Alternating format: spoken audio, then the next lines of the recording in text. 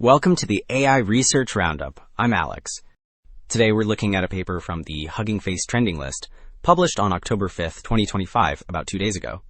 This paper introduces a sharp utility learning tension, showing that self-changes which improve immediate performance can destroy distribution-free learning unless the policy-reachable model family remains uniformly capacity-bounded. The paper is titled Utility Learning Tension in Self-Modifying Agents, and the implications for safe self-improvement are quite significant. The authors propose a two-gate guardrail and show in experiments that destructive policies hit test loss 0.409 versus 0.350 with capacity caps, about a 17% relative improvement. So figure 1 shows how test loss changes as representational complexity, measured by polynomial degree, increases. Two-gate, which accepts edits only when validation improves and capacity stays within a declared cap, drops quickly and then plateaus at a lower loss. The destructive policy keeps expanding complexity, which raises test loss as overfitting grows. The widening gap illustrates the utility learning tension in action. So figure 2 compares generalization gap against cumulative step mass, which is the total learning rate budget summed over updates. The gap means test loss minus train loss, so a larger value signals worse generalization. Two-gate stops once the preset budget is spent, which keeps the gap small and stable.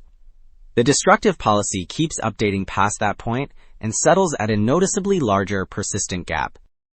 Alright, the table serves as a legend for the symbols used throughout, so readers can decode the learning guarantees and guardrail rules. Policy-reachable hypothesis family means all models the agent can reach under a given utility, which matters because capacity can grow. A capacity proxy is a computable upper bound on model complexity that stands in for VC dimension.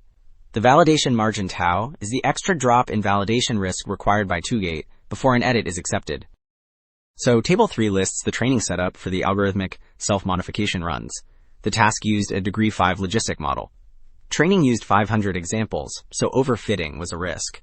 The learning rate was 0.01, with L2 regularization kept modest. Label flip noise was 20%, which simulates annotation errors. The run allowed 50,000 iterations to stabilize comparisons.